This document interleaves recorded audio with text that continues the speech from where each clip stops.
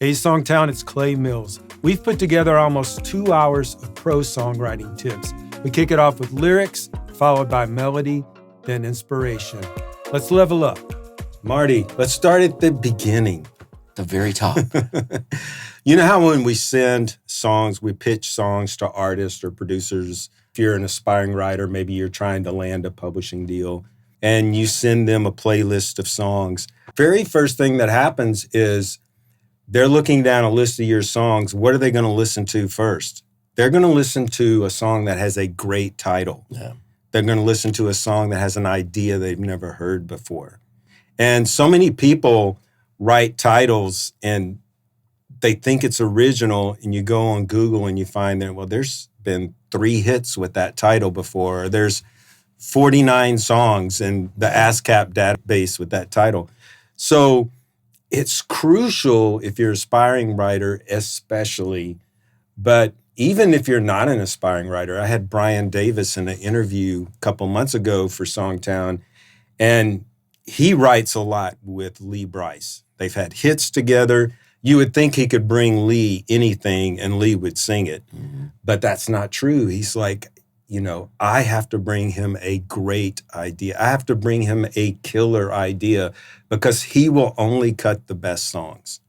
And if I don't bring him the best idea, the most unique title or the most unique way to write that title, someone else is going to bring it to him. Yeah. So it never really ends. You've either got to have a unique title or you've got to have a way of writing that title that is unique and fresh. Yeah. Yeah. So I think to your point, to take it from good to great, if you look at your title and you go, is there any way I can say this in a more fresh way? Maybe I've got a great concept, but is there a fresher, cooler way to say that title? I agree. That would take it from good to great. We teach a class sometimes where we give people the same title. We have everybody in the class write that same title. And it's been amazing when we do that because 80% of the people will write that title exactly the same way. Yeah. Then you have 10% of the people that are slightly different. And then you have 10% where I'm going, oh, I never thought of that. And that's the kind of impact you want to have on A&R people or your listener. If you're the artist and you're singing it at a coffee shop, you don't want them to go, oh, yeah, I think I've heard that song from a lot of other people. You want them to go, that's really unique. And so, I think for me, it starts with kind of asking myself, when would I say this in real life, or who would say this in real life? And I start thinking through all the scenarios. Well, like a parent might say it to a child, or you might say it to your fiance, or, I go through all the different possibilities. And then I start thinking about, well, what's the most unique angle? What's the angle that more people are going to relate to, and all that kind of stuff. And I really try to shine a light on that title from all different angles so that I'm coming up with something that's unique. And it's, so even if the A&R person has heard that title, if they listen to my song, they're going to go, oh, okay, that's different than all the ones that I heard. In a way, I like when I can have a title that's been written before and the A&R person puts it in to play it, hits play, puts it in. I'm thinking of like CDs. I don't even think we do that anymore. You're like 8-track. Popped in the 8-track. Popped in the cassette. No, when they hit play, listen to the song, if they think they know where it's going and you hit them with something different, that's like impressive. Like that's what you want. Title collage. One time I wrote a song called Under the Influence of Merle, and it was kind of an ode to Merle Haggard and the influence he had on this artist I was writing with. And we probably used 10 or 12 titles of Merle Haggard songs in our lyric. And it turned out to be a really cool song. And I think Rihanna has a song called SOS that does that as well. Yeah, the whole second verse is a string of 80s song titles. Mm-hmm. Yeah. So using other song titles can be a creative way to come up with something you wouldn't come up with otherwise. But the cool thing about that Rihanna song is even though I know they're all song titles, it's done in a way where you don't go, oh, they're just doing song titles. Most people would never know. Yeah. Like, that's the brilliant part of it. Sometimes I'll hear a song and it's about a dad with a daughter and a son, and the mom left them and the grandpa just died. And there's so many specific details Right. that with every one of those points, they're losing listeners. So like, Right. if my song doesn't have to be about children, then I don't put children in there. If the people involved don't have to be married, I don't make them married, so that Right. anybody in love can relate to what I'm talking about. So I think, just everything you can do to make your song more universal, make your lyrics more inclusive of more people is going to help you. So I, again, always check and see if I've got characters I don't need, if I'm limiting myself in certain ways. I heard a song a while back about barbecue. And it was just like real Not specific barbecue. about being on the, like rubs and all these different terms they use in barbecue competitions. And it was cool. And maybe it's got a place in that world somewhere, but that's a very small niche kind of thing. So it wasn't just a song about having a backyard barbecue with your friends. And this was so specific to barbecue and everything it takes to be a barbecuer. Exactly. A barbecue competitor. So, yeah, it was about competing on the barbecue Right. circuit. So there's not a lot of barbecue competitors out there. And I'm a pescatarian, so I don't even eat barbecue. But that's just a good example of sometimes you can limit yourself by making something so specific. So I try to make my songs and my lyrics as universal as possible, as many people as possible can relate and all that kind of stuff. My wife gave me this idea. She said, book authors, she's an author. She says, we spend a lot of time on the first line of our book to come up with a line that'll pull the audience in and be maybe a little provocative. And so she said, you should try writing a song sometimes where you start out with the opening line of a book and see where that takes you. And so I've tried that a couple of times. It's pretty cool. Yeah. I like it. That's great. Learn to write your truth, because your truth is your secret weapon. No one else has your life experience. No one else has gone through the things you've been through in exactly the same way.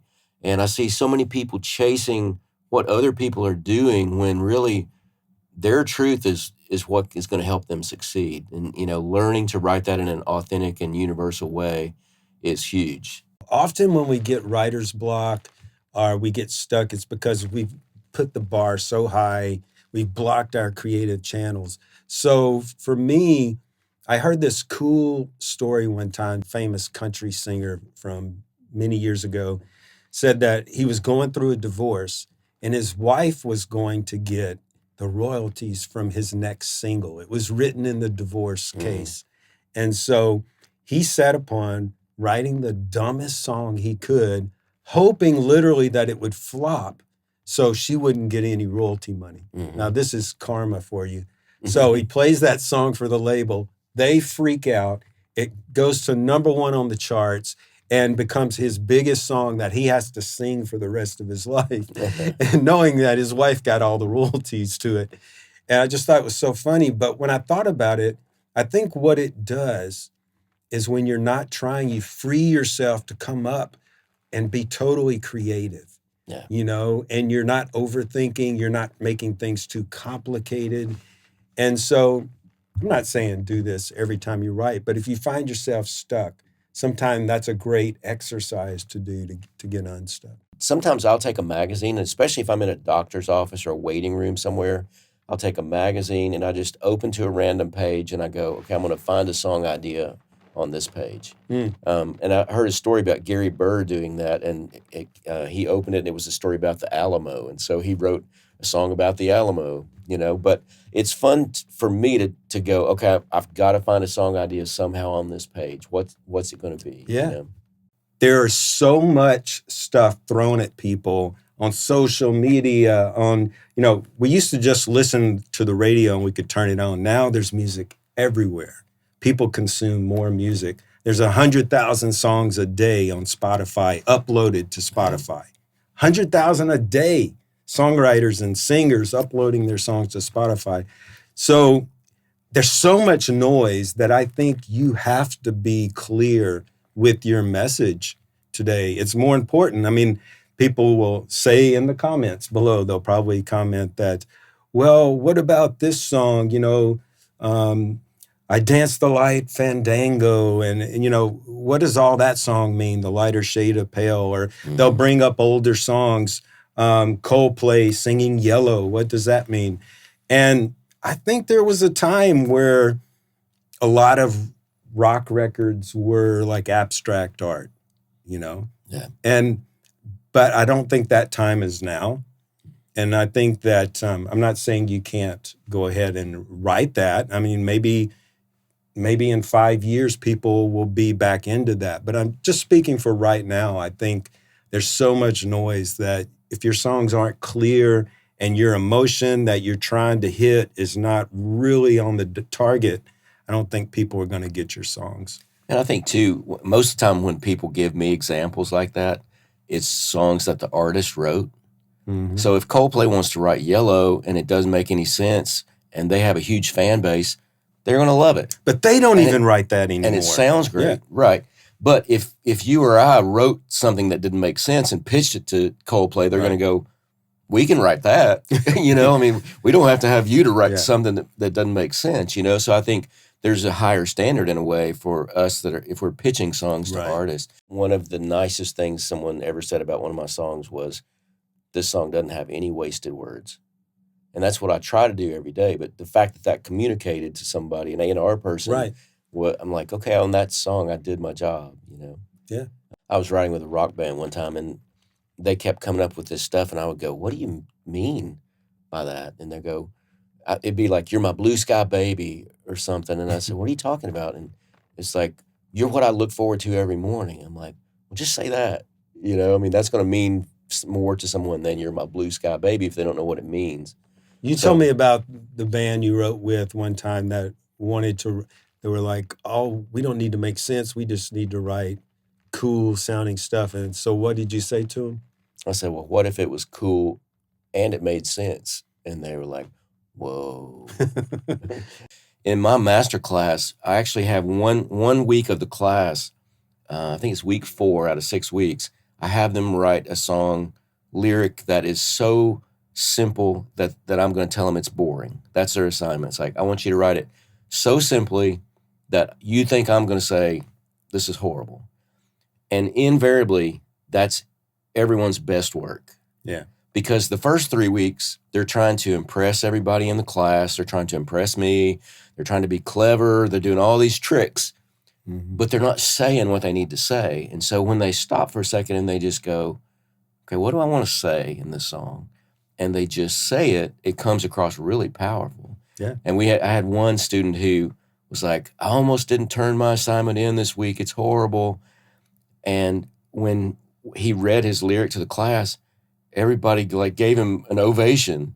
And they were like, that's the best thing we've ever heard you write. So I think clarity is often, we miss that because we're trying to be clever. We're trying to do something tricky or have a more interesting rhyme, and we lose track of what we're trying to say, really. Skip lines that the listener can imagine. So you don't have to spell everything out in your song. So in my song, While You Love Me, that was my first top 10. It's talking about losing someone. We didn't have to define whether the person died, what caused the break, if it was a breakup, we didn't even define who the person was, So a lot of times just leaving room in your song for the listener to interject their story can be a really powerful technique. When I mentor people, invariably I see titles that involve the word summer, like say Missing Summer. Mm-hmm. And I go, please, God, do not let this be about a girl named Summer, and 80% of the time it is, and we all I have those songs, early in my career, I had some of those songs too.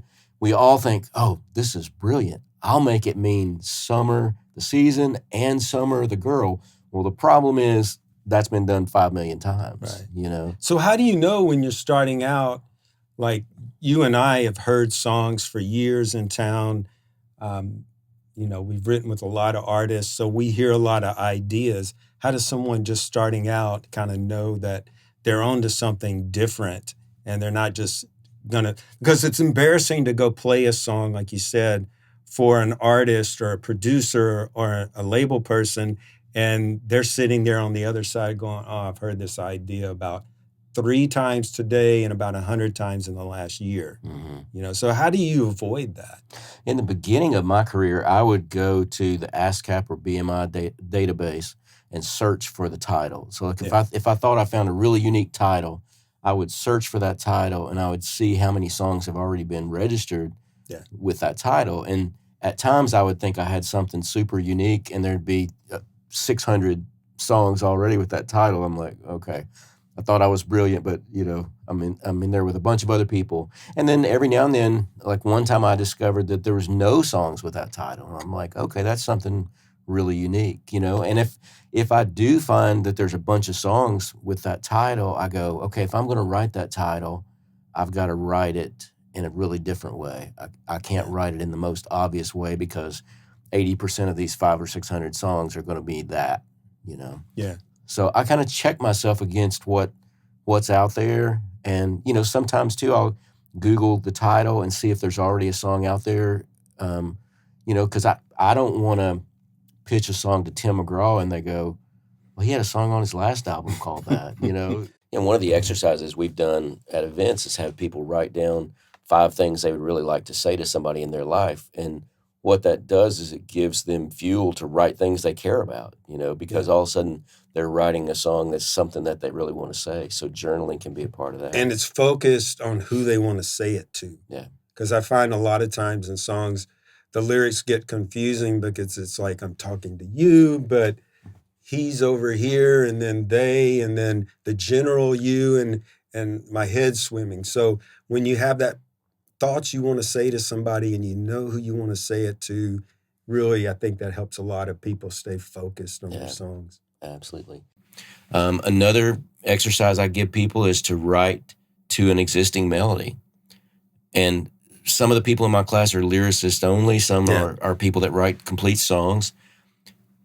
But it causes everybody to get out of their box that they're in because, people will come in and go, oh, I'd never written something with this phrasing. Right. Or, the way they came in after the beat on the chorus made me do this thing that I've never tried, And I think what it did was it takes one element off the plate for them. They're like, okay, I'm not worried about melody. You're co-writing. Yeah, exactly. You're co-writing with Paul McCartney, whoever. But, taking the melody off their plate lets them focus on this needs to flow just like that song flowed. Right, exactly. And I need to pay attention to how the syllables are falling and that it sounds natural and all that kind of stuff, When I first came to town, I was better at melody and chords, and I was learning lyrics and writing with people like you, Tia Sillers, people that were great lyricists. I started going, oh, okay, you got to have a setup line before your title, and then the opening line of the song is really important, and this is how you make that better. I started seeing how it was done, and that got me to the point where I could show up with an artist like Darius Rucker and be able to do lyrics and melody. But before, it took years and years to get to that point. It wasn't my superpower in the beginning, but because I recognized I was better at melody, I started working with great lyricists, and then I learned how to write much better lyrics. In musical theater, you have what's called an I want song for most of your major characters. And it explains why that character's in the play, what they're wanting, they're trying to find themselves or, whatever it is. And that principle has transferred over into every other area of my writing because now when I'm writing a love song for country or pop, I'm going, okay, what does the singer want the outcome of this song to be? He wants the other person to just melt into his arms when they hear this song. Well, knowing what he wants has a strong impact on how I'm going to write that song, So I'm writing a song to let the audience know what the singer wants, and hopefully, the singer gets that outcome from the song. Yeah. Somebody sent me a message on Facebook, an old friend from high school. And they're like, I got this great song idea for you. And I read it and I was like, oh, it's a situation, but it's not a song idea. Mm-hmm. So I thought we could talk a little bit about that. What do you think the difference is? I know you had a story about an ex-brother-in-law you were telling me about that wanted you to write a song for years. Yeah, he kept telling me, he's like, I got this song idea. It's killer. You got to write it. And the idea was the moving van is here again. And I'm like,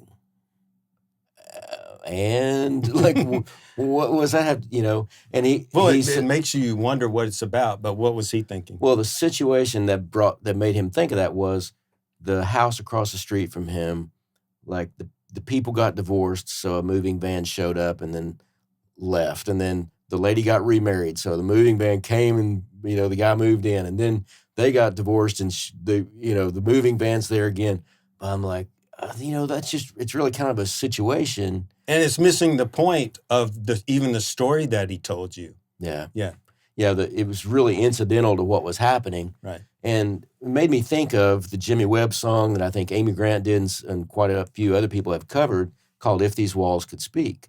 Mm-hmm. So you could take that situation and go, man, I'd love to know what went on in that house. If these walls could speak, what would they tell me about, all this turmoil, all these changing relationships and that kind of stuff. So that's how you kind of can take a situation and turn it into a song idea, because that idea had a lot more meat on it. It had a lot more emotion behind it.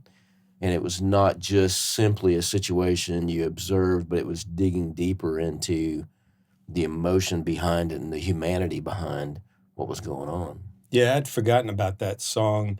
So the idea is you're singing the song from the perspective of the walls? No, in his song, I mean, it essentially, he was just talking about, wishing the walls could talk and tell him about all the things that had happened in that house before. Oh, see, got there. That is instantly that's a great idea. Yeah, I've got to check out that song again. Yeah. I haven't heard it in a long time. Or you could write a song about a haunted house, or a house that's cursed, because why does this keep happening over and over again? Whereas the moving van doesn't really give me a feeling of anything about what was happening. Yeah, and I think the key to that is there's not any heart in that, really. It's like, right. The idea of, okay, the moving van's here again is just kind of like, oh, well, that kind of thing. But, and I think that's what it is when you're in a writing session and somebody throws an idea out that gets you instantly juiced. It's because there is this emotion around that title. Like it pulls you in, and it has energy around it that goes, okay, this song has legs. And what we mean by that is this is a song that you can write from start to finish. Whereas the moving van idea was, maybe we can write a couple of lines, but we don't have anything to get us to the finish line there. We did an event in Canada one time where we challenged people to go off and come up with 5 sentences that they'd really like to say to somebody in their life, because people had been turning in these songs that sounded manufactured and kind of trite. And this one guy, the situation that he came to us with was, I was in a great relationship and I ruined it because I was immature. So that was the situation. Well, we encouraged them to brainstorm titles and song ideas around that. And the song he came back with was, I wish you'd stuck around to see the grown-up me. Wow. Like, when he played it, everybody's like, oh, dang. Yeah, I mean, when you just said that, I felt it. Like, there's some intangible thing that happens emotionally when we hear a great idea. First of all, I wanted to know what was that song about, and then the second thing is it just made me feel something just hearing that title. Yeah. And I think that's the key, is like it's great to take situations in life and write about them, but we have to find a way to attach emotion to them. And that's where it turns into a song idea. It's like when I get the concept of what's going on or the storyline behind it, and then I can find the heart of the matter, I guess would be the way to put it. It's like, okay, what's really going on there? You got to give people the reason to care, so they have to feel something so that they care about this song, the singer, whatever's going on. And so, like you said, a lot of times, most of us get to the point where every single song we write is well crafted, but it's just not always something that enough people care about. And a lot of times when publishers are saying, this is a really good song, nothing, and they don't do anything with it. What they're really saying is like, it's good, it's well crafted, checks off a lot of the boxes, but it's just not making me feel anything. And I think, Right. In that class we talked about how you can use pictures and you can use feeling words to really put more emotion and build up what's going on in the song. But at the root of it, you have to make sure that it's something that people are going to care about in the first place, So Right. every day when I'm writing, I'm asking myself that question, like, who's going to care about this song? Kenny Chesney say one time, I've been touring for 267 days and I just want to disappear. So I wrote a song about that and he recorded it. I'm hoping he puts it on a record. You don't want to tell us the title? It's called I'm Staying Lost Till I Want to Be Found. Oh, I like that. Till I Want to Be Found. Yeah. And so, that was based upon something he said. Just reading an article. Yeah. Wow. And he didn't say anything related to that other than, man, I just want to go to the islands and disappear. Right. So I thought, okay, if I was feeling that way, how would I say that, in a creative way that turns that situation into a song idea? Yeah, I mean, we did a whole episode not long ago about what's the difference in a situation and a song idea, and that's a great example of that. He just wants to disappear for a while. Okay, well, that's a situation he's in, but you turned it into, how can I make this a great song? Yeah. Joni Mitchell said one time that you can't write a great song while you're going through something. Like if you just went through a heartbreak, you can't sit down. Your girlfriend broke up with you the day before, and you sit down, I'm going to write a great song, because her philosophy was, you're just going to write a whiny song. Yeah. And people aren't going to care about you whining, So her philosophy is you need some perspective. Yeah. So you wait 6 months, you wait a year, and you're looking back and go, oh, that was tough, but look at me now, I'm much stronger. Or whatever it is, you have some, perspective, you have some depth to the song. Yeah. It's not just a whiny, you broke my heart and I can't live without you. Right, exactly. So I think that's one of the things. So when I first started writing songs, I got my heart broke and I wrote this just unbelievably sad song, full of minor chords and just lamenting my sadness. God, I don't ever want to go back to being a teenager. I've got some advice one time that really helped. And you look at a lot of the songs out there that were classics, that were sad, they always had this sliver of hope in them. Like, I know tomorrow is going to be a better day, but right now I'm just hurting. So there's always that little, tomorrow will be better. Whatever it is, whether it's in the bridge of your song, something, just give the listener a little sliver of hope so that it's just not a totally dark, depressing. I'm not saying you can't write those. There are always exceptions. But I think by and large, the musical journey of a song, you want to feel like you're overcoming something. And even though I'm sad right now, you got to give them the hope for tomorrow, I think. Yeah. That's great. If you put too much salt in the recipe, you can't get it out. If you decide the recipe needs a little more salt, you can add that. So I try to get them in the mindset of just say it and then go back and look at it and go, can I make it more interesting? Are there more interesting way to say that? Or did I use a cliche or something like that? But add the salt at the end instead of like trying to put all this clever stuff and make people, go, oh, wow, I've never rhymed this and this before. That's so cool, when they don't know what you're talking about. You write a great song by having something to say. Right. And so the most important thing is having clarity around that something, what that is, And so if you're writing the song, I Can't Make You Love Me If You Don't, you gotta get clarity around that idea and clearly communicate that, which they did in that song.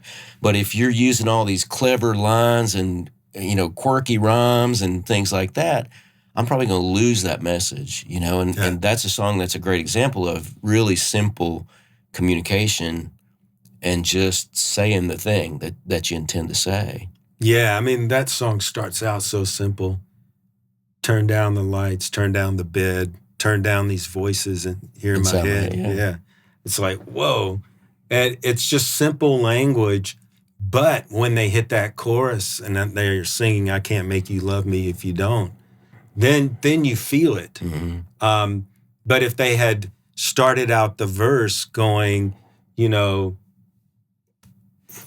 you look like it's over for you, and I guess I can't make you love me. And then you get to the chorus and you've already blown it. Yeah, so you've already said it. Starting out very simple, starting out very clear, painting a scene and knowing when to bring that emotional punch, Mm-hmm. you know, that's the key to it all. Write drunk, edit sober. What I mean by that is you don't have to go get drunk, kids. But if you free your mind while you're writing and be uninhibited, unencumbered. Uninhibited, like you are when you're drinking. Right. You don't think the consequences through. Exactly. So you're not overthinking the lines to your song. You're just letting yourself go, be free and be creative, and then come back with a more sober mindset of, okay, now I'm going to fix all the things that need fixing, you know? But I think sometimes separating those two halves of our brain can be really beneficial thing for us as writers. Is like, okay, at least let me write without judgment, and then let me come back and edit later. Diamond Rio has a song called, I believe it's called One Pump Texaco. And it starts off something like, he was wiping the oil off her dipstick. She was picking a hair that got caught in her lipstick. Well, that scene tells you what's going on in this first verse. This woman's at a gas station. It's one of those old-timey full service, you know, so he's checking her oil. She's bored. They didn't have to say she's bored, but she's doing something boring. She's picking a hair out of her lipstick. Right. You know? And so those are good examples of how you can paint a scene that communicates everything you want it to communicate without having to say, you know, he was working at the gas station and she drove up. Now she's bored waiting on him. You know, you can, it's a lot more interesting to describe that scene and you communicate the feelings that way than to just flat out tell us everything. A couple of things that I teach in my class to help bring clarity and simplicity are to write at the top of your Word doc or your paper, if you're writing on paper, here's the emotion behind this song. And continually as you write, check yourself to make sure that you're staying true to that emotion. Or if you're kind of chasing rabbits and being all over the place. I challenge people all the time, just tell me what you want to say. Right. Just say the thing, you know. So if your blueprint says women are hard for men to understand, say a woman is a mystery, man just can't understand, or something like that, you know. Another thing that we do in my classes, I have people read their lyric to me out loud in front of the class. And it's funny when they do that, they'll go, "Ooh, I sounded like Shakespeare there, didn't I?" You know, because I think when we put it on paper or we type it, we're not hearing it come out of somebody's mouth. Right. And when we hear it come out of our mouth and it sounds too poetic or it sounds clunky or it's hard to get it in rhythm, we're like, "Oh, that spot bothered me for some reason." And that can help you too to kind of just simplify it. If something's feeling like I shifted voice, you know, and became a poet all of a sudden, or I'm saying words that are hard to say. You know, sometimes people will stumble over a word, and I'm like, if you can't say that clearly, then it's going to be hard for somebody to sing it, you know? It's funny how things sound different when we're playing our songs for someone. It's like when you're sitting at a record company playing an A&R person, your latest demo, and then you're hearing it back and you're hearing all the imperfections. Like, oh, I should have made that line better, or this intro is too long, or like there's just something about being under the microscope that you see all those imperfections, where when you were at home listening, you didn't hear any of that stuff. Well, there was one time I was playing for an A&R person, and it was coming up on this line, and I go, "This is the weakest line in the song. I know it's the weakest. We had trouble with that rhyme." And she listened to that line and turned it off. And I'm like, "Oh, I knew that it was, you know." So anything we can do like that to distance ourselves from the song and be able to not look at it as our baby and look at it a little more objectively and, find out where the weak spots are can be really helpful. Write a response to a song on the chart. So I think Miley Cyrus's Flowers song is a response to an old Bruno Mars song. Right? Yeah.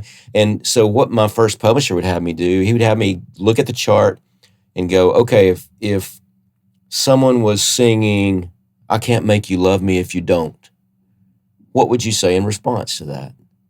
And I went, well, maybe I would say, I wish I could feel this, write it from the other person's point of view. Yeah, write it from the other person's point of view. So write the song that would be the response to that song that's on the radio, And that can be a great exercise for sparking ideas you never have thought of, because when I started doing that, I'm like, oh, I've never thought of writing a song that would be responding to that one, So I kind of picture, the two people are in the room, or I'm in the room with the singer and they're saying this thing to me.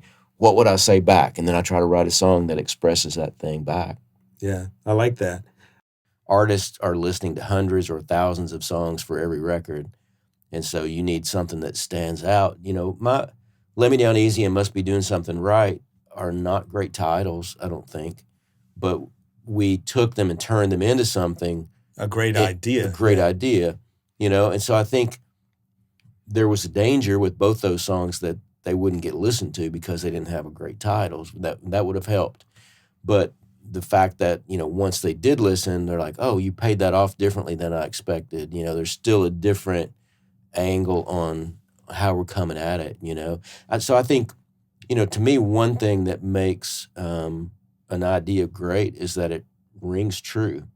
That when people hear it, they go, oh, yeah, that's how I feel, or I've felt that way before, or I can empathize with that person feeling that way. It feels honest and true. Doesn't feel manufactured, maybe. It feels like you wrote that song about me and my life. Yeah. I wrote a song one time called Concrete Trampoline, and we wrote it really well, and it's a unique title, but I think it was just trying too hard to be, it was trying too hard to be clever. And basically we're saying life's a concrete trampoline. It hits you hard. You're like, on the way down, it hits you hard kind of thing, which was a good concept. But I think we probably could have come up with a title that was more relatable to that, as opposed to manufacturing something that doesn't exist. Yeah, and the visual is not too pleasant. No, it's like people splatting on the concrete, When I first moved from New York to Nashville, I had it in my head that you're in Nashville, you got to write like on acoustic guitar. So for like 2-3 years, I wrote on acoustic guitar every day. And I was kind of hitting a wall, wasn't having any real success. And one day, so I was kind of messing with this idea I brought to a co-write that I love this kind of like little thing on guitar that was like...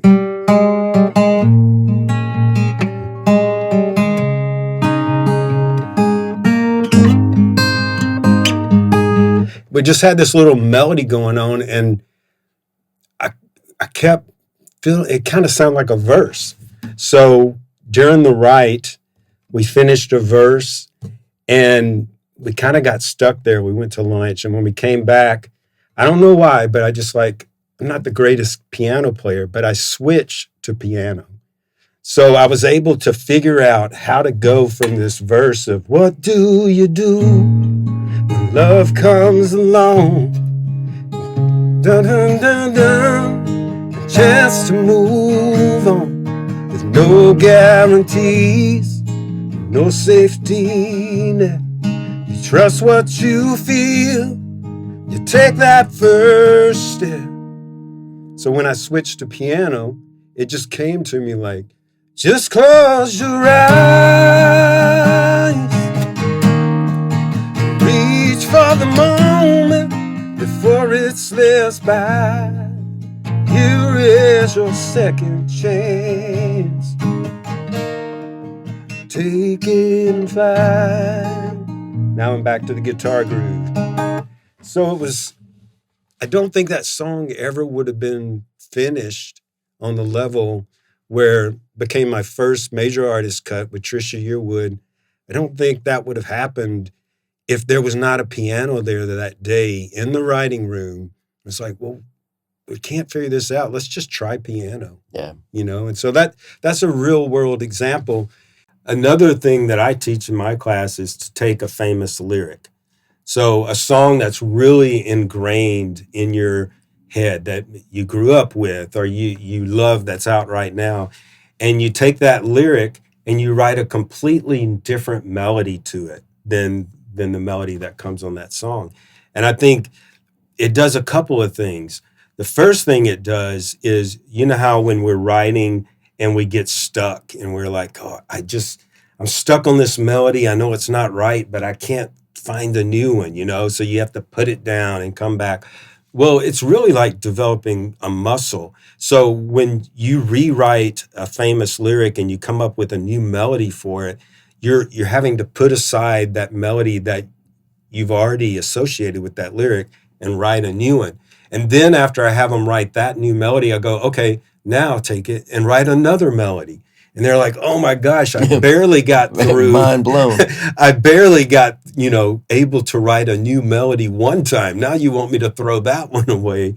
But the more you do that, the more you learn to get yourself unstuck when when you get into those jams when you're going, no, the melody's not right, but I'm not hearing anything else. Well, just practicing this exercise teaches you to be able to switch gears and go, okay, now that's not right. How about I try this? Oh, no, that's not quite right. And it really works wonders. I mean, I can't tell you how many times I've been at the end of a writing session. We have a lyric, we have the melody, sounds good. And just for fun, I'll start playing a different groove and singing a new melody. And everybody goes, that's what we need it to be like, Now, I don't know if it's because we're tired of what we've been working on all day. But sometimes it's better, sometimes it's not, and we go back to the original one.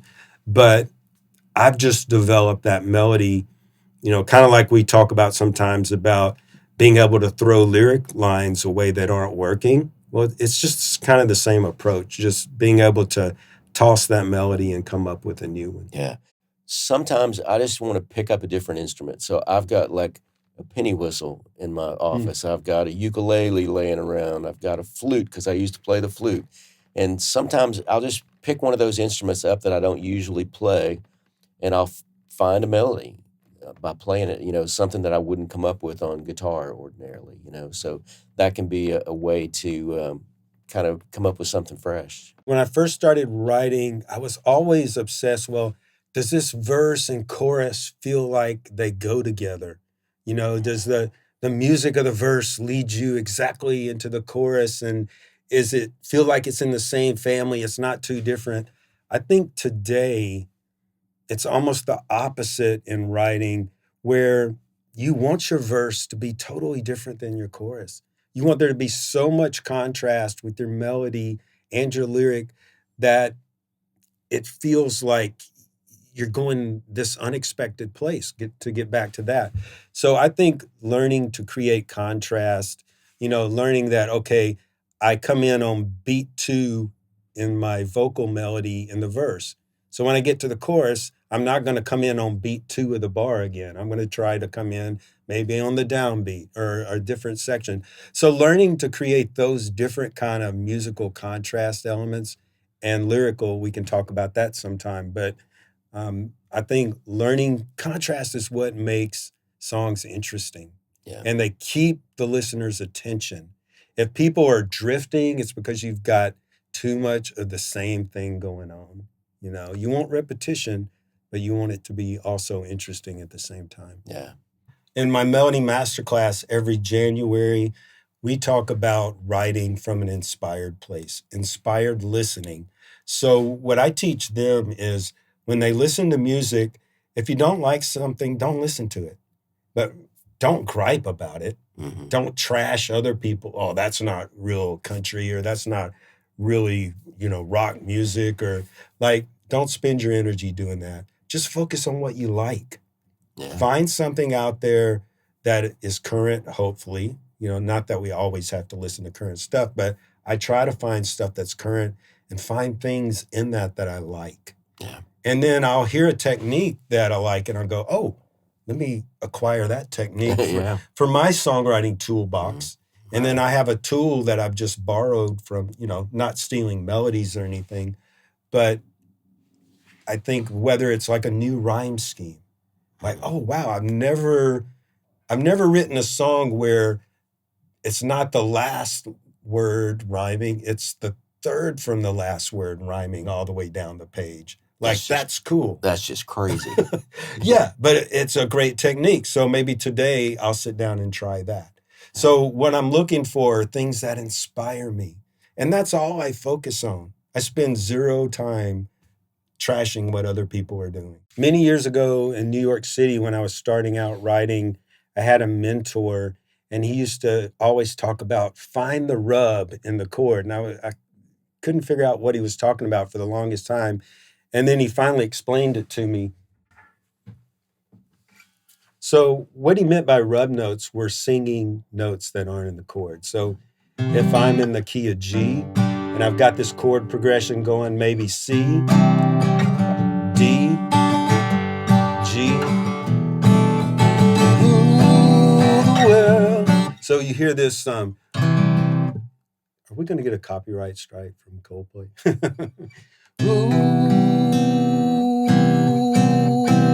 It sounds off when you're just singing. It's like, what note are you singing? But in the chord progression, it's those rub notes that add a little bit of tension and interest. It makes it more interesting. It makes it more emotional.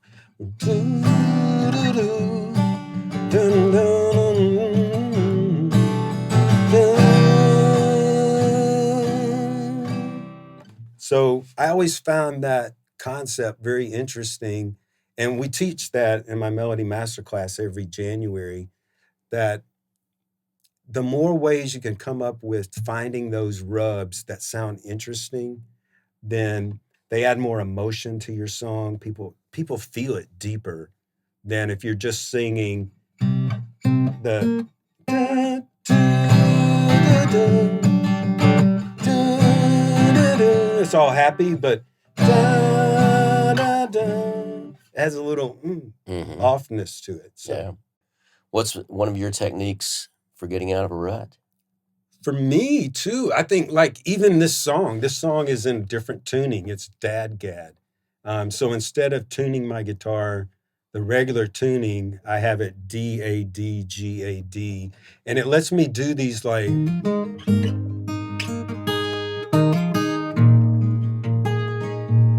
It's just more like things I couldn't do if I was in, regular tuning. Yeah. And so once again, not knowing the tuning that well when I started, it took my ear somewhere different. And I was like putting my hands, making mistakes and going, oh, but that mistake's cool. Sounded good, yeah. Yeah, so I think it's just putting yourself in a little uncomfortable territory. On the music side of writing, I always try, your gut knows if you feel like, have I heard this before? Does this sound familiar? I always try to push past and keep pushing and keep digging until I come up with something that I go, oh, wow, this excites me. I haven't heard this before. Whether it's going to a different chord. One of my songs I did with Darius Rucker, his first #1 song, Don't Think I Don't Think About It, I had a chorus that kind of used some not typical chords, but, common chords that people use in songs. So when it came time to write the verse, I purposely said, I want to start the verse on a 5 chord. That was my goal. I didn't know how I was going to get from that 5 chord to the chorus. I didn't know that, but I made it my mission. I said, I'm going to start with the 5 chord. And by doing that, it put that song in a sonic area that had not been done on country radio.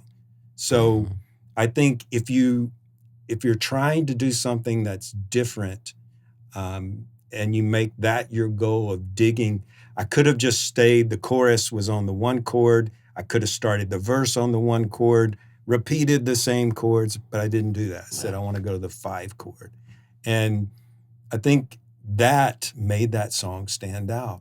So if you can do something that's a little different and push past that feeling of, have I heard this before? you don't want the people listening to think that. Mm-hmm. You want them to go, wow, I've never heard this before. Mm-hmm. This is cool. I'm always listening to new music and learning new music because I just kind of feel like the music I grew up on is in my DNA. Mm-hmm. I mean, it's there. I don't need to listen to that music. Sometimes I enjoy going back and listening to it, but I don't need to do that to grow myself as a musician. It's already in there. So I like to listen to new music and physically play guitar or sing or play piano. You know, the other day I was learning Peg by Steely Dan on the piano, and it's got some cool voicings that I never used before. And what that did is all of a sudden I started going, well, what if I take these voicings, change around the chords, and all of a sudden I had a completely different song that I'm writing just based on learning those chords. So I think that's an awesome way to, just learning new music and staying fresh and excited about what you're doing. Yeah, absolutely. Sometimes I'll hear a song that a SongTown member will submit, and they say, it's not quite right. Can you help me fix it? And they'll be like, the first 4 lines of the verse is really nice. And then they start drifting and wandering somewhere. And then they kind of get to the chorus. I like to go back and go, okay, these 4 lines are killer. These over here, they're not well defined. There's no really set rhythm patterns. They're just kind of wandering. And let's lose them. If there's chop those 4 lines out, now go straight to the chorus. If not, come up with 2 new lines that you can fill in. Yeah. But I think just learning to trim the fat, whether it's lyrics or music, if something's not hooky, then don't waste that in your song. Trim it out. For 25 years now, I've been primarily writing country music, but I found that if I write something for musical theater, or if I write bluegrass or pop, or some other genre, then I come back to my country writing in a fresh place. And often I discover things that maybe I've not done in country that I can bring over into that world. So I think just for me, being able to every now and then just get out of my main genre and write some other genre is very freeing. Tom Shapiro told us one time in this course that he was teaching for SongTown. If you don't know Tom, he's a Hall of Fame songwriter, written like 21 big hit songs. 55. 55, okay. Yeah. Excuse me, Tom. But he said that what I always liked about his songs is usually in the chorus, there might be a chord that was unexpected, but once you heard it, you can never unhear it, and he described that to us. He said that he likes to always try to add something that's unexpected but inevitable. Mm-hmm. So it feels like it had to happen, but it was totally unexpected. That's probably the hardest thing to do in songwriting, lyrically or musically, to pull that off. But he seemed to pull it off quite a few times. Yeah. And he applied that to the title or the hook of your song too. Like when that comes in, it ought to be like, whoa, I didn't exactly see that coming, but what else could it have been? Yeah. You know how many songs you can learn to play whole notes on a guitar, play 3 chords, and you can write world-class songs. Like, you don't need to be a great player. Mm-hmm. But my point is, I think a lot of times people want to put these long-term goals and go, I'll never be good until I can do that. Instead of looking at right now in this moment, what can I do now? And you probably have the tools right now at your disposal that you're not that far away from writing a really good song. Mm-hmm. With a little education, learn the craft, you can do it. But I just think people have this tendency to put it off and procrastinate and go, well, if I was just a better guitar player, if I could build tracks better, and I think a way that's just an excuse for putting off, well, I could be writing right now. I could be writing with this guy over here in SongTown that's a great track person, calls me every day and wants my lyrics, but I'm thinking I need to do what he does. Write to a new groove or a loop. That's one of the things I do a lot of times if I'm stuck, because I tend to play, there's just a couple of grooves that I play really well on guitar, So I tend to do that all the time, which makes a lot of my songs sound the same. So if I find a drum loop that's cool, I can go, oh, okay, that's something I haven't done, and I can learn to play along with it, and then I can write something with that groove. So I'm a big fan of finding a new groove or drum loop that you can write to. My first top 10 hit, we went from a 4 to a 4 minor, which was a really, like, to my ear, when it was Danny Wells that did that. And I'm like, whoa, that sounds kind of weird, you know? It gives a like, melancholy kind of sound. Yeah, I've done that. And he was like, no, just trust me on this. And it was really cool. And I think that's a big part of what made that song stand out. 4 minor is a substitute for a 5 chord. So instead of going 4, 5, 1, you go 4, 4 minor, 1. Whoa. And then it... Mind blown. Tom Douglas, phenomenal writer, once said that you can't write a great song trying to write a great song.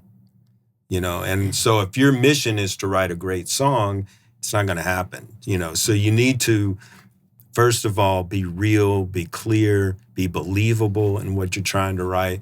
And I see it not just with lyrics, I see it with music. People are trying, you know, to impress you so much, say in the verse of a song, that they do so much with their melody in the verse of the song, they literally don't have anywhere to go. You know, and songs are about pacing. You know, if you're a verse chorus song, you start your verse out very conversationally, and you're building for that big moment in the chorus. But a lot of people, they want to impress you right off the bat with how good they are, and they have all their big moments in that first verse. And then when they hit the chorus may be good by itself, but they haven't set it up well, and so the chorus has no punch to it. Many years ago, I was driving to work, and I hated corny country songs. And Tim McGraw had this song come on. It's like, I like it, I love it. And I was like, that's a cheat. You know, I started to do the judgment thing. And then I go, but wait a minute. It's very cool how his melody's bouncing off the snare drum. I like it, I love it. And I was like, so I went into work that day. I call it work. I went in to write a song that day. And I used that technique where I had a melody that specifically was dodging and playing off of the snare drum. Mm-hmm. And so that's what I mean. We can listen to music and either walk away with a negative experience, or, you know, judgments and opinions just reinforce what you already know or what you already think you know. Yeah. Or we could walk away with something useful. You know, maybe it's like, oh, I like the way the melody does this thing at the end of the chorus against a 4 chord. I've never done that before. Yeah. It could be anything, you know, so I really teach that every time we hear a piece of music, listen with the ears of, can I find something I can use? And then in my class, we immediately put that into writing. So I say, this week you're going to listen to 5 songs, find something that you can use in your own writing, and then we use that technique in a song that week. And I think if you make that a practice, man, you're writing at the end of, you do that once a week, at the end of the year, you got 52 new tools. Mm-hmm. At the end of 10 years, you got 500 new tools. Yeah. You know, it just grows. Yeah. And at the end of the day, if a song's on the radio or if a song's a hit, it doesn't matter at all if I like it. Yeah. You know, it's still a hit. It's still on the radio. Right. And I want to know how it got there. Yeah. You know, I want to figure out, okay, what worked about that song that got somebody somewhere to put it on this record and it became a hit and people like it. And so, you know, we see people a lot that are like, well, I don't like anything on country radio. And our response is, write something better than that then. Yeah. And they'll probably cut it if you can truly write something better. So yeah, I'm a big fan of that approach. Well, I don't get us wrong. We're not saying you have to listen and like everything you hear. That's not it at all. But what we're listening for, we keep listening. And when we find something that inspires us, we use that, you know, and it's not about having to like the music that's out there. No, you can aspire to write much better songs than what you're hearing. Yeah. You know, I never want to write average. If I feel like, well, that's an average song, I don't want to write an average song. But when I hear a great song, I go, oh yeah, I want to write something as good as that. Yeah, absolutely. I think just from a melody standpoint, since you brought up lyrics, one thing I see over and over, and if you're a SongTown member, you've probably heard me mention this. I see a lot of people starting practically every line of their song on the same beat. For instance, if just making up something here. So if I'm going to start before the downbeat, my guitar's the downbeat. So you don't need no makeup. So I'm starting 1, 2, I'm starting on beat 3. Mm-hmm. And if I do that every line, and hey, you know what you can do? I've got kind of an idea for a verse. Maybe you can come up with the first line of the chorus. Ooh, I'm putting them on the spot. This is how we co-write. He has not played me this either. I don't know what he's going to do. You don't need no makeup. Crazy how you wake up. Smiling that perfect smile. Looking like you do now. Chorus. Baby, you're natural. Yeah, so see what you did? You started on beat 3, the same exact beat as every line of the verse. Oh, no. So what was the line again? What should I have done? What was the line again? Baby, you're a natural. So if I'm starting the verse, if I'm starting the verse on beat 3, let's come in after the downbeat. That's just crazy. For the chorus. All right. So, babe, you don't need no makeup. Crazy how you wake up. Smiling that perfect smile. Looking like you do now. Baby, you're a natural. Baby, you're a... So then we have some variety. Maybe that's why most of my melodies sound the same, because I'm coming in at the same place on everything. Yeah, or you could come in, say your verse could come in after the downbeat. Because what happens is, if you come in before the downbeat, you create a sense of urgency. So often I find when I'm writing melodies for verses, I'll come in after the downbeat in the verse, then I'll come in ahead of the downbeat in the chorus, and I've created some urgency. Like, let's try that, for instance. 1, 2, 3, 4. You don't need no makeup. 1, crazy how you wake up. Smiling that perfect smile. Looking like you do now. Baby, you're natural. So when I hit that chorus, I'm coming in ahead of the downbeat. The verse was all behind the downbeat.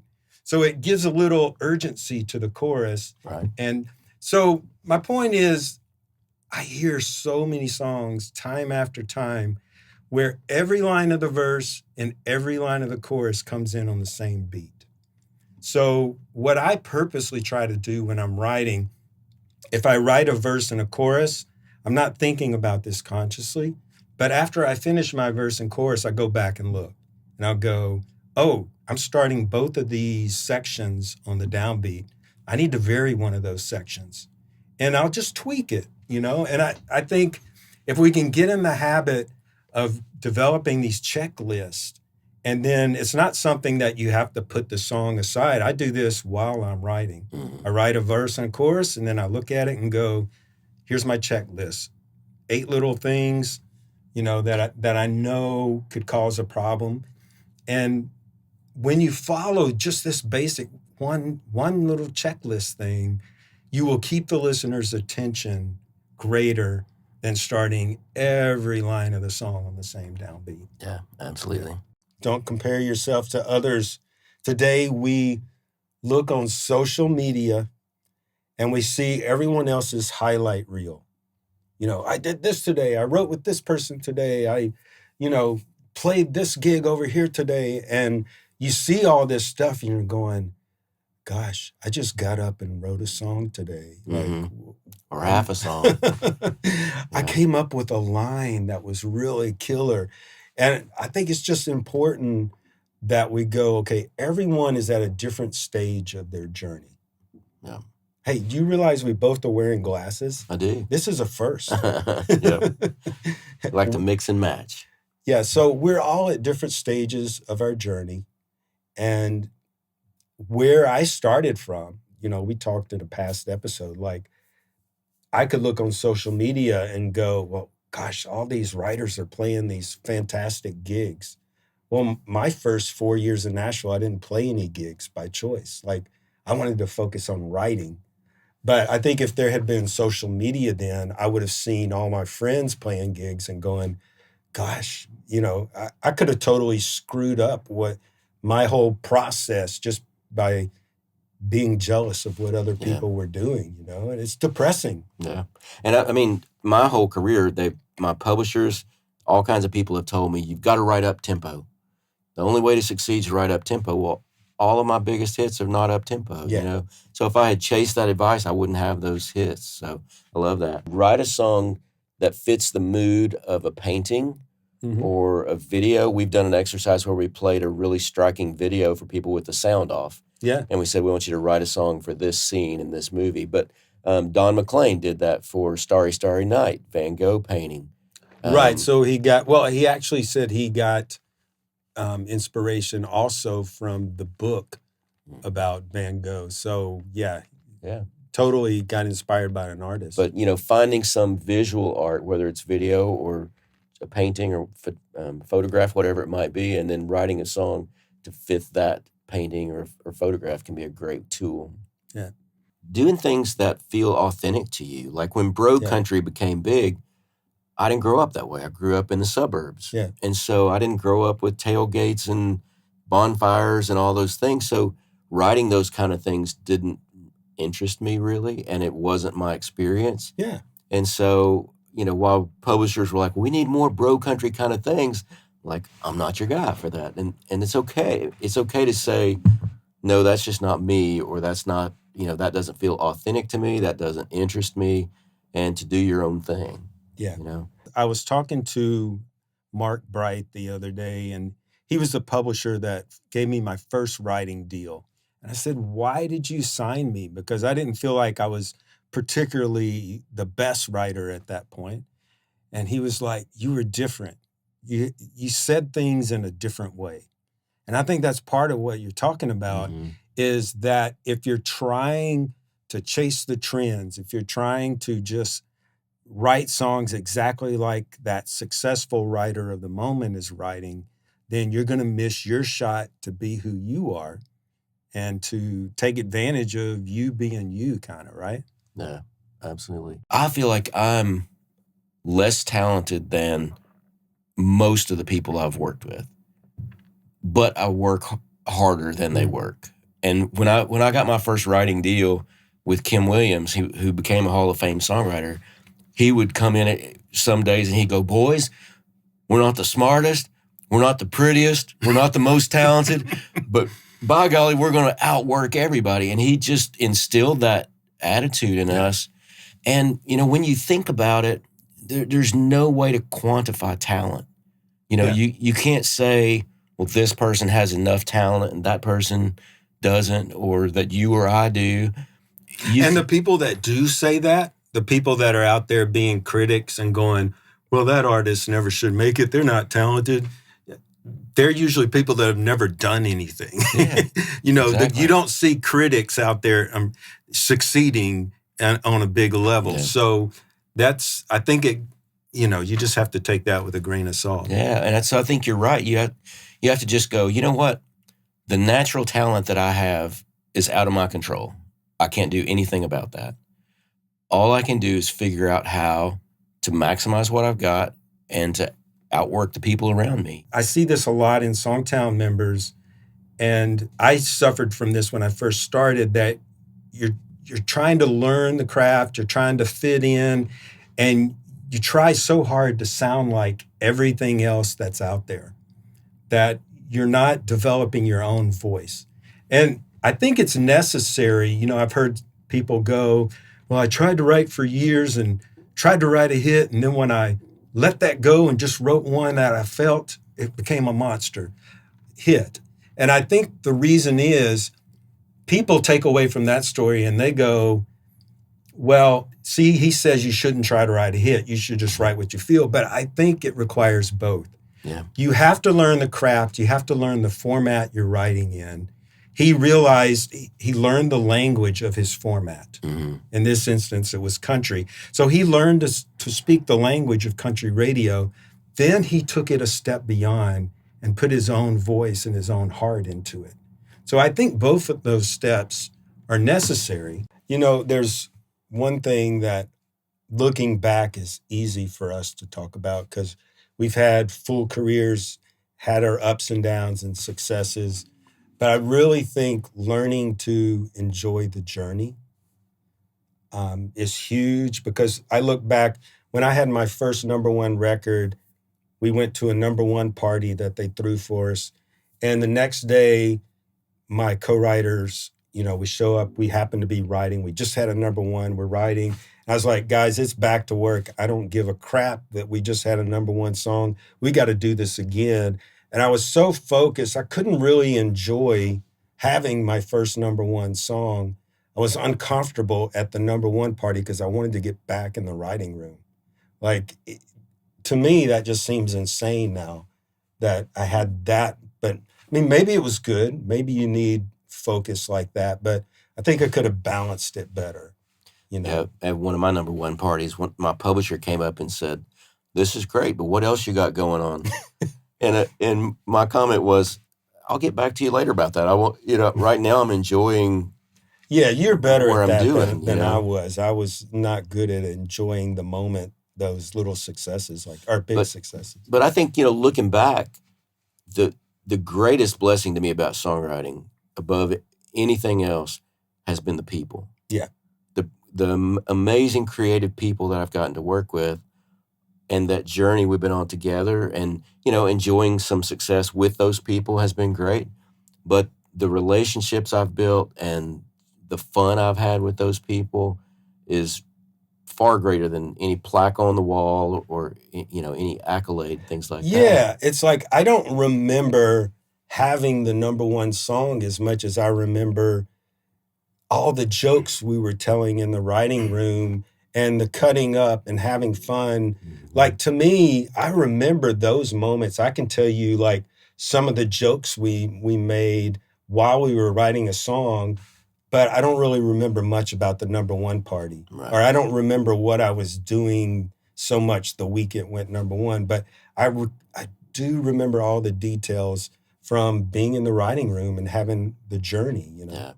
Jack Timpson, who wrote a bunch of Peaceful, Easy Feeling, Already Gone, all these classic rock songs. Well, Jack was telling me that he and Glenn Frey get together and write. And he said, we show up, we light a candle, and we invite the muse to join us. Yeah, I love that. We're going to write this song with or without her, but she ends up showing up, My first poster, somebody asked him one time, like, what's the secret? And he said, put your butt in that chair every day.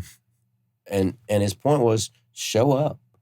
Even when you're not feeling like it, show up. And there's been so many times in my career when I'm not feeling good and I'm not feeling inspired and I don't feel like my ideas are great. And I show up and someone comes in with something that's brilliant. And all of a sudden I'm inspired. The whole room's inspired. So it's not just up to me and what I'm feeling if I'm working with other people, And how many times have you just felt dead tired and you're like, oh, too tired, I don't want to write today. Somebody throws out a great line in the room and instantly you have all the energy that you could ever want. Yeah. Like that great idea gets you so excited.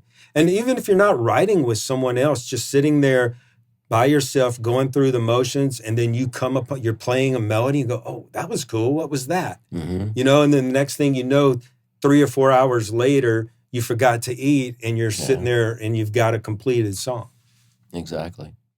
When I started writing, I bought all this gear and I had in mind that I was going to become that guy that could build my own tracks and sing my own demos and do it all. I was going to be one-stop shop. And I quickly realized it was going to take me 20 years to learn how to be good at all those things that I was wanting to be good at. Because that wasn't what you were naturally inclined to do. It wasn't my strength. I wasn't able to hear like, oh, this part should play here and I should do all these things. I just didn't have that ear of a producer. Right. And so I was trying to force something that just wasn't going to happen. I spent a lot of money and time trying to do that. And, you and I have been in seminars where we say, hey, raise your hand if your strength is lyrics, raise your hand if your strength's melody, raise your hand if your strength is tracks. And I remember one event we did when one guy at the very end goes, what if you're great at all of it? And our response was, then you'd be on the radio and not in our class. Yeah, I mean, there are people in the world that can do everything and do it at a very high level. It's just not, there's only a few of those kind of people. Yeah. But those people are quickly elevated. We just kind of jumped into this discussion and I'm hearing a voice inside my head that goes, well, Marty, why do I have to know my superpower? How is this relevant to songwriters coming up? I know many of you guys are looking to break into the music business, to get your first hit song or get your first song on radio, whatever it is. Yes, they do still have radio. My answer to that would be, I think it shortens your journey to success. The more you can have clarity on who you are and what you're great at, you can start to work to become world-class at that thing, but you can also start to work to find people to complement your strengths. So, when I realized I'm not going to be the guy that does everything, I started looking around me going, well, that guy plays guitar really well and is great with melodies. And this guy does really great tracks. Why don't I work with those people instead of trying to do it all myself? Right. And when I started doing that, I started getting cuts. And my publisher was like, I think you've turned a corner here. Right. And for those of you that don't know, Marty is a world-class lyricist. That's his superpower. So he's saying rather than him trying to spend all this time learning something that's never going to be his superpower, he wants to really focus on lyrics and then surround himself with people that do the other stuff. Yeah. So I made this shift to not worrying about learning production and not worrying about melody that much and just finding great people to work with that already do those things. And it elevated my songs immediately because when I would turn in songs I wrote by myself, my publisher would say, this feels kind of stock. And that was his way of saying, just feels kind of like what you expect. There's no surprises. There's no really interesting things.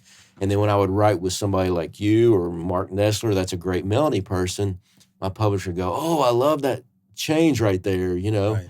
I go, okay, that's proof that I just need to work on my thing. And so what I did was I started just spending my time on becoming a better lyricist and coming up with better ideas. Right. And so I've focused all my time and energy on becoming a world-class lyricist and a world-class idea person. And then I find people that do those other things. Yeah. And when people ask me if they should quit, I always just say, well, why did you start in the first place? And they'll, almost always it's like, well, I was a teenager and it was my way of expressing myself and it just fed my soul to do this and it gave me a voice. And I go, so because someone's not paying you for it yet, you're going to give up that? I mean, you're going to give up something that feeds your soul and that gives you a voice and helps you get your feelings out based on what they think out there or how much did they pay you and that kind of stuff. And so I think it's really important to always remind ourselves of why we started in the first place. I challenge everybody, don't try to write good songs. Try to write great songs. Yeah. And we all have lots and lots and lots of good songs. You and I've got hard drives full of good songs. There's no shortage of those in the world. There's a shortage of great songs. You know? And sometimes those aren't written in one day. And sometimes they take months or years to develop the idea and that kind of stuff. But you have to be committed. If you want to succeed, I think you have to be committed to greatness. And one of the worst things when I'm in a co-write, if one of my co-writers go, well, that line works. I'm like, oh, no, we want to get beyond that. Yeah. We want something, not just something that works, but something that's great, you know? And so whenever I hear that, I'm like, okay, we got to fix that line. We got to make that better. Going back to something we've touched on, it's all about finding your path. Mm-hmm. You know, I love most that. of these things we're talking about are, you know, you're going to hear these generalities throughout your career if you're trying to do songwriting long term of like, you have to do these things or you have to write this kind of thing. And, you know, maybe chasing something like Bro Country would have gotten me a few more cuts. I wouldn't have enjoyed it. Yeah. You know, and so learning to just let go and go, you know what? This is my path. I'm going to find my way. I'm going to find what fills my soul. I'm going to find the people that make me happy on this journey. And I'm going to be happy with whatever level of success that brings. You know? And if you've had more or somebody else has had more, that's okay. Something I did recently, I've been trying to build up a sync catalog and not making the progress I wanted as fast as I wanted. And I realized I have a lot to learn in that world. And so I took a class. I met once a week for 5 months, and it was a big commitment, but that's been one of the best things I've done in years because I learned so much. I was challenged. You know, I had somebody telling me things that I thought were great were not so great, you know, and kind of helped me reset where the bar is. So I'm a big believer in taking a class or doing something to learn something and grow yourself as a writer. So the first time I got in the room to write with Rory Burke, he was a few minutes late and he came in, he was apologizing. He was like, oh, I was just at a music class. And I was like, oh, you're teaching a class? He's like, no, I'm taking a class. And I was like, you've had hits in like 4 decades, you know, major hits, everybody from Elvis to whoever that he's had recordings with. And you're taking a music class. I mean, it just kind of blew me away. And it taught me, well, if he could have all that success and still be learning, then it just taught me a lesson. I think that's part of the reason you and I started SongTown is that we believe there's so much to learn about songwriting. And we've had years in the writing room, and we bring that to the classes we teach. I think, you know, it's just carrying on that tradition. I think you've got to be inspired to write, but you also have to have the craft and the technical skill so that when you get inspired, you can write that song the best you can write it. If you're lazy and your skills are not sharp, when you get that inspiration, you may or may not write a good song. Probably chances are you're not if you're not technically prepared. Yeah. You can get by on brief bouts of inspiration, but try repeating that over and over if you get lucky one time. Yeah. Can't do that every day necessarily. Yeah. Remembering your love for songwriting, your love for music. I mean, that's going to be the number one thing. So every day you wake up, as I look back through my career, the days that I woke up excited to work, I got better songs that day. You know, when you're pumped up. And so the longer you do it, it can get harder to motivate yourself like that. But if you can wake up excited, pumped to write every day, if you can constantly be learning. Like I'm a lifetime learner. Mm-hmm. I'm studying piano now and trying to improve that because I enjoy it, you know, where I spent many years playing guitar and I enjoyed that. I want to try something new. So I'm always trying to learn, find things that excite me. So if I'm learning a new song on piano and I learn this voicing, I'm going, oh, wow, this would be cool. And that day I'm putting it into my own song, you know? So being able to be inspired by what you're listening to, what you're learning, putting that into your own music. And I think that's what we do at SongTown. We're not only a support system for writers, we also help them learn and improve their craft, you know?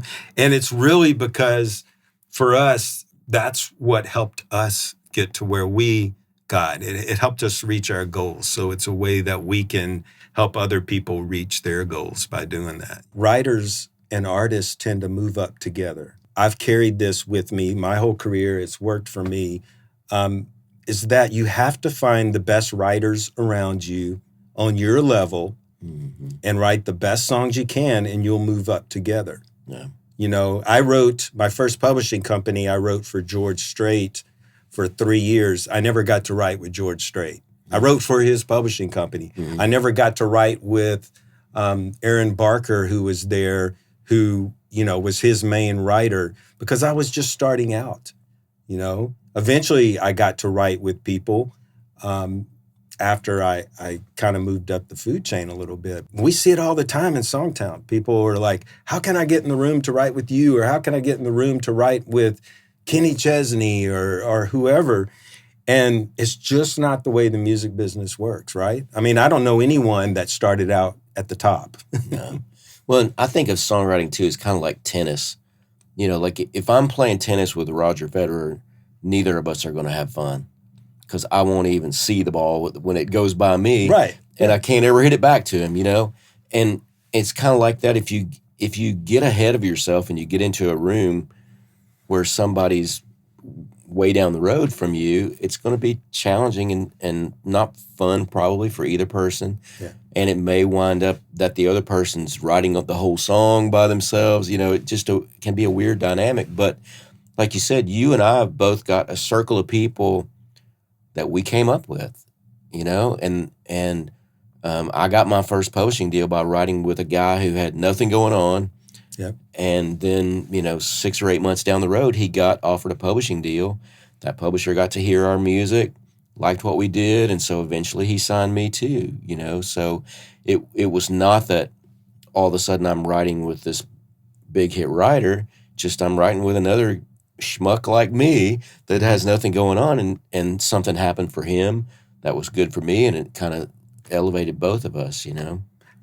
I've been in pitch meetings with Hall of Fame writers, with the hottest writers in town, playing songs, a whole room full of people playing songs for an artist or a producer or a label, and they didn't find 7 songs that day. Yeah. Like, I think it's easy when we're writing by ourselves, we're writing at home, and we have no exposure to the outside world to go, oh, my song's better than any of this other stuff out there. Mm-hmm.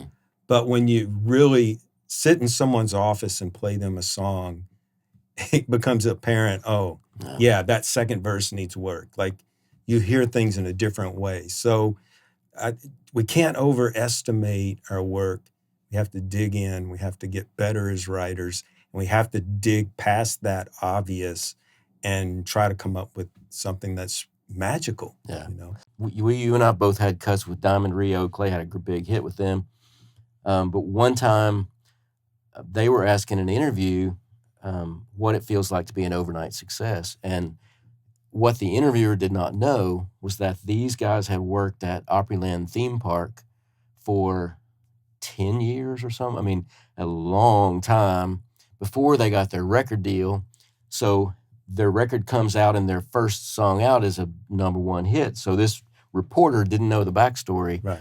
And Marty Rowe, the lead singer's answer was, it was a hell of a night. And he went on to talk about how long they had worked and how they traveled in the beginning in a van and all this stuff, you know. So a lot of times people take or have the perception that, oh, this guy just strolled into town, pitched this song to Keith Urban, Keith put it out, and he became an overnight success. So that's not usually the case, is it, Clay? No. That's a reason my buddy Troy Cartwright has a podcast called 10-Year Town. And it's literally because when songwriters and artists come to Nashville, they talk about, you know, it takes 10 years to make it. When I first came here many years ago, they said it was a 5-year town. Then I started hearing a 7-year town. Mm-hmm. Now it's a 10-year town. Yeah. And if you check out his podcast, you'll hear all the writers that he's had on, and you hear about their journey, you know? And I think a lot of times we get members in Songtown even that'll go, well, I'm going to give this songwriting thing a try. If I'm not doing it full time and making a living in 2 years, I'm going to quit and go back to my real job, quote, right. Air quotes, real job. And I think it's just being unrealistic. Is it possible it could happen in 2 years? Yeah. I mean, anything's possible. And I'm sure it probably has for someone. But by and large, everybody I know, it took them a while. I just think of myself. I didn't get my first publishing deal till I was early 30s. And I lost 3 publishing deals before I even had a hit. I was 6 years into it before I had a bona fide hit song. Mm-hmm. I was too. And that's after I got my writing deal. Yeah. So I don't say this to discourage anyone. You just kind of have to be realistic. And what are you here for? Are you here to make money and make a living? Is that your goal? Are you here to write songs and have a life of songwriting? If you can't do it full time, it's okay. For years I worked a day job, and then at night on weekends I would write songs. And I think that's fine. But my goal was always to be a songwriter. And when I got really good at being a songwriter, the world saw I was going to stick to it. I wasn't giving up, wasn't going back home. It's almost like, not to get too woo-woo, but it's like the universe said, we're going to test you. Mm-hmm. Young clay. Yeah. We're going to see what you're made of. Yeah. And so finally, after testing me and testing me and testing me, the universe goes, okay, we're going to let you have a hit song. To me, one of the secrets of songwriting success is that there's no back door. There's no secret thing. If you know it, you can get in without the hard work. Yeah. It took us both 7 years or so before we got our first hit songs. Yeah.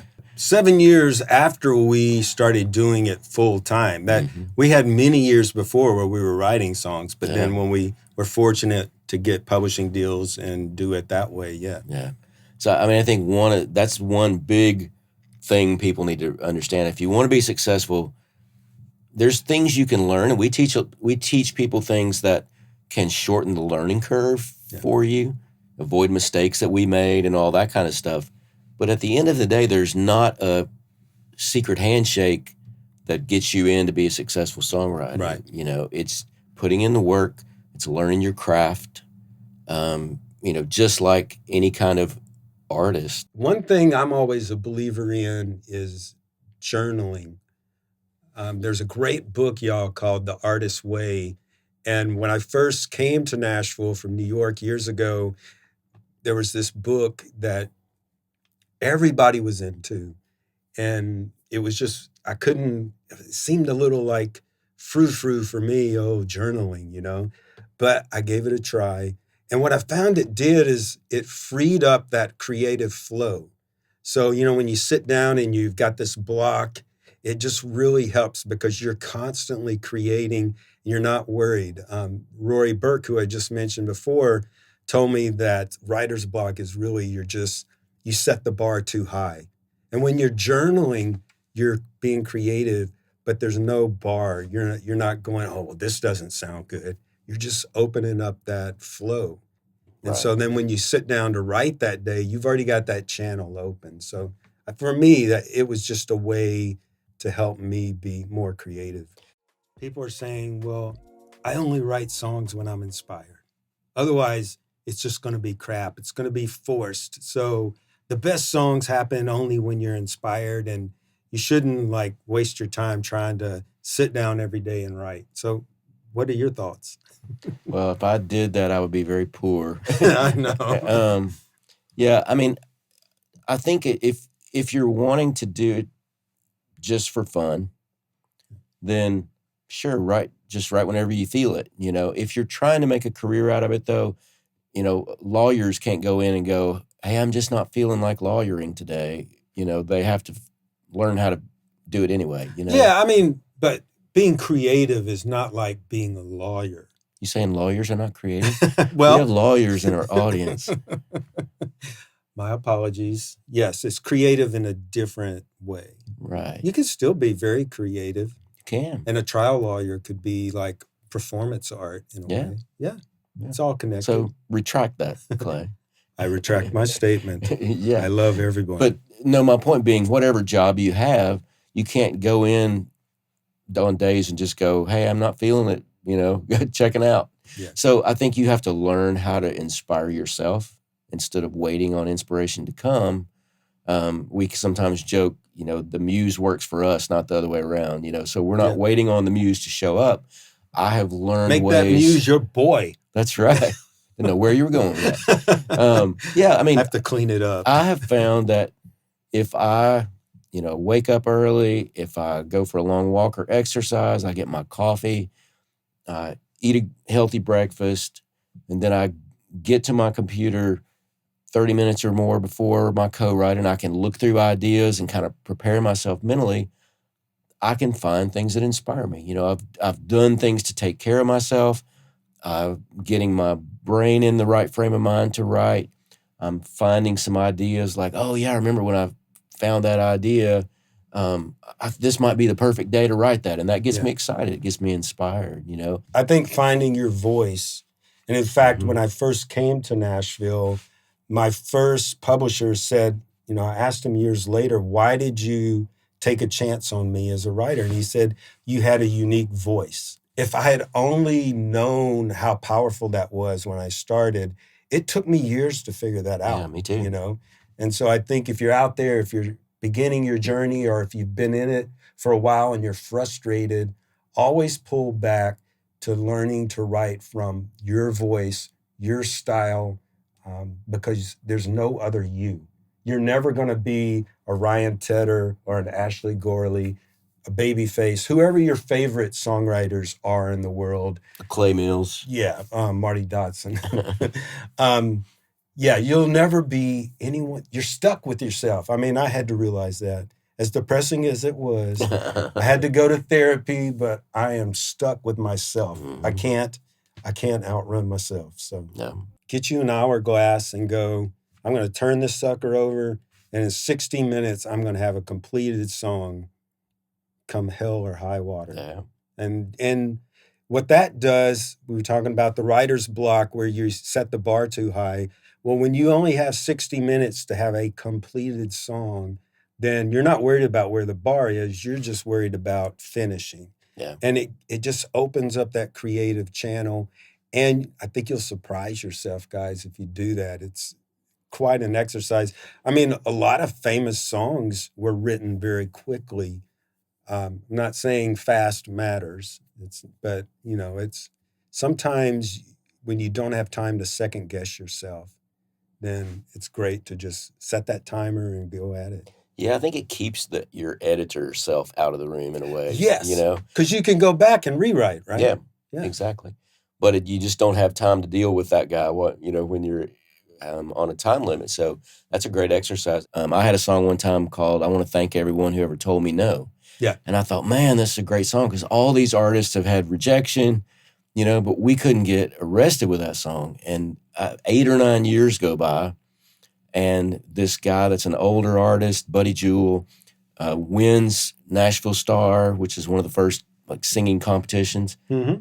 Every single label had turned him down 3 or 4 times, and the song that he wanted to do when he won, on the night that he won, was "I Want to Thank Everyone Who Ever Told Me No."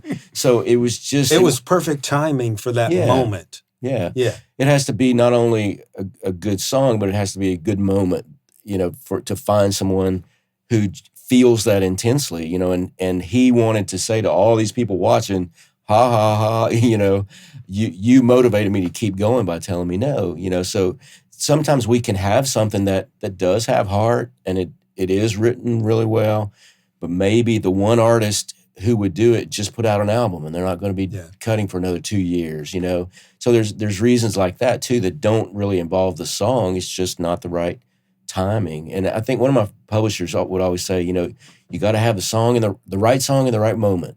And that's the way I look at it too. It's like, we can't, if you believe in your song and you believe it does have heart and it's well written, maybe it's just not the right moment. And you have to keep your radar up and be aware so that you can seize the moment when it comes.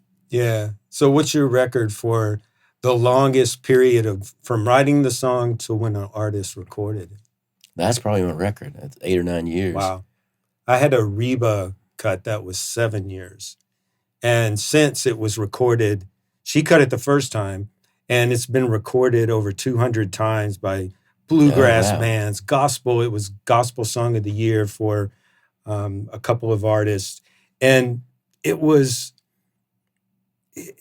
crazy because now the song is well over 20 years and people still record it. So you can have a song that lives on and on and on. Mm-hmm. But for those first 7 years, I was going, does the song suck? Yeah, I know. Listen to classical music before you write, because it's scientifically proven. They've done studies on it that it opens up these creative channels in your brain and allows you to be freer in your thinking. And in essence, it makes you smarter. So Whoa. don't take my word for it. There was a study done. Isn't that called Says the Mozart? guy in the Elvis jacket. You like my Elvis jacket? Isn't that called, oh, it's beautiful. Isn't that called the Mozart effect or something like Yeah. that? Okay. Yeah. If you want to learn more, you can search for that. I was playing a show with one of my closest friends recently, and he goes, "This is my most recent number one. It was number one in 2018." And he looked at me and he goes, "Am I retired?" And, but I mean, for me, I think one of the biggest moments like that was I had been doing it for about 2 years. I had quit a job. My wife was working more so I could try the songwriting thing. And 2 years in, I didn't have anything to show for it. And a friend asked me if I'd go to lunch. And it turned out to be an intervention. I don't know if my ex-wife put him up to it or if I just had like loser written on my forehead or something. But he took me to lunch and he offered me a job at his company. And it was writing, but it was like writing instruction manuals for small appliances. Yeah. And it was more money than I'd ever made. It was benefits. It had a retirement plan. I mean, it Wow. had everything on paper was great. But I mean, fast forward ahead, AI can do that job now. That's true. This is true. Yeah. Might have been replaced by AI if I had done that.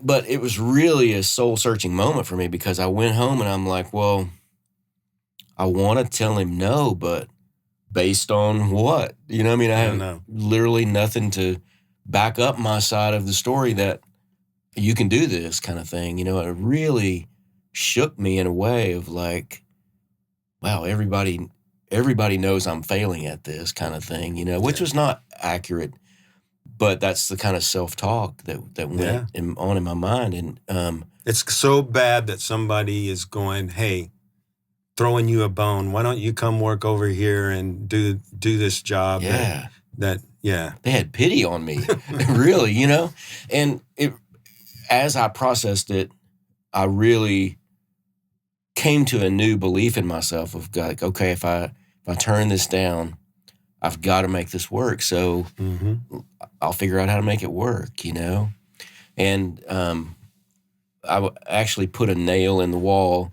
in our hallway where I decided I was going to put my first gold record. And I left it empty. So every day I would see this empty nail, and it kind of motivated me to like, on that day when you told him no, you believed, And so on the other days that I would doubt, I'd look at that nail and I would go, okay, I believed in myself enough then, got to keep that belief going and just got to keep pursuing it, Yeah. I think for me, I think it was Garth Brooks. He was doing an interview and he was like, talent is overrated. And he was talking about, he goes, there are plenty of people that write better songs than me. There's plenty of people that can sing better than me. He's like, but only thing I have control over is I can work harder than everyone else. And that really made an impression on me. And I just decided I was going to put blinders on, and I was no longer going to think about the talent part of it. I had someone that was living their dream, telling me talent was overrated.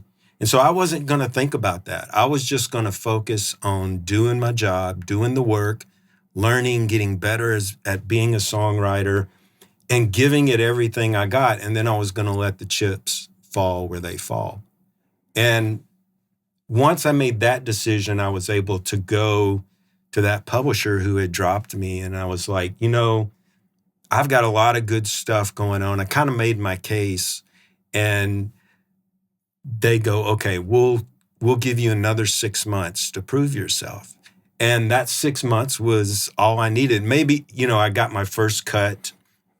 And maybe it was because, in part, they did drop me, and it made me make that decision that, maybe I started writing better songs. Maybe I started trying harder. Maybe, so I think sometimes it's those moments where we have to make that commitment and go, no, I'm going to do this. But really, for me, it was more of an act of, I'm no longer going to think about the talent part. Yeah. Because in reality, every time you go on social media, you can find someone doing something incredible that you can't do.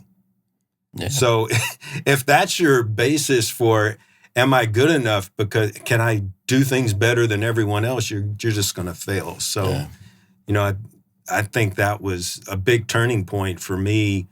And I think for you guys, it's, listening, because we all feel that way, like you said. I think that we need to find a support system around us, people that believe in us, people that care about us, and that can be hard to do, Yeah.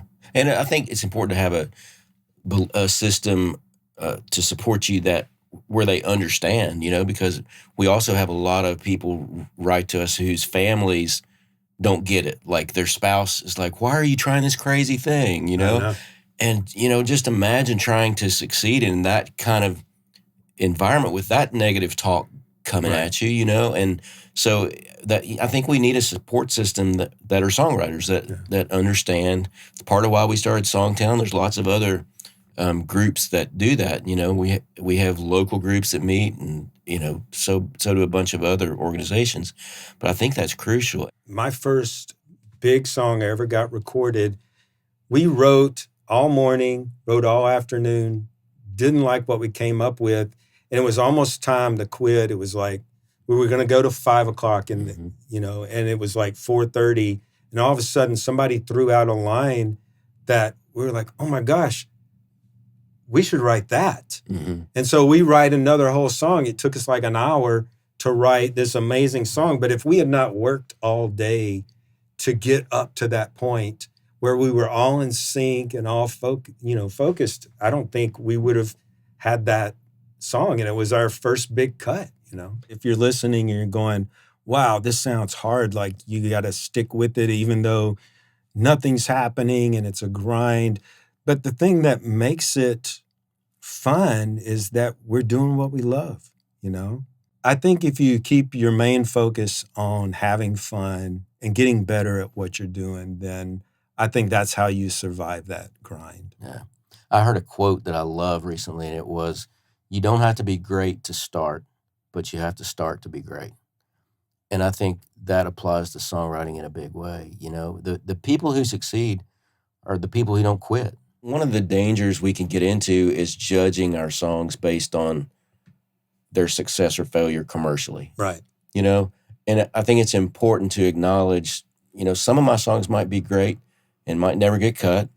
Some of my songs that aren't so great might get cut. And that doesn't determine the quality of it, because if you have that kind of outward focus of like, I'm depending on them to validate my work, it can be really frustrating, and you're always going to be feeling down about yourself, probably because there's a lot of rejection in this business. So, I try to just judge my song based upon how I feel about it. Am I proud of it? Does it say something that I think is important?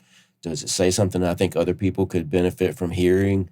And if the answer is yes to all those, then I'm good about it, And if it gets cut, great. If it doesn't, that doesn't mean it stinks.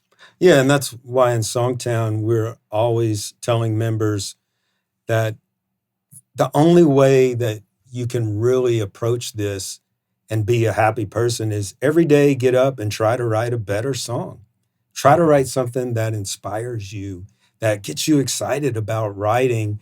And you kind of have to let the chips fall where they fall when it comes to the success of your career. But we know more often than not, if you learn to be a great writer, some good things will happen in your career. They're kind of go hand in hand. So, yeah, and I think too, don't give your happiness, don't give the control over your happiness to other people out there. You know, if you're getting up every day and you're getting to write a song with people that you love and you're proud of it, and the songs are getting better, that's something to be happy about. Yeah.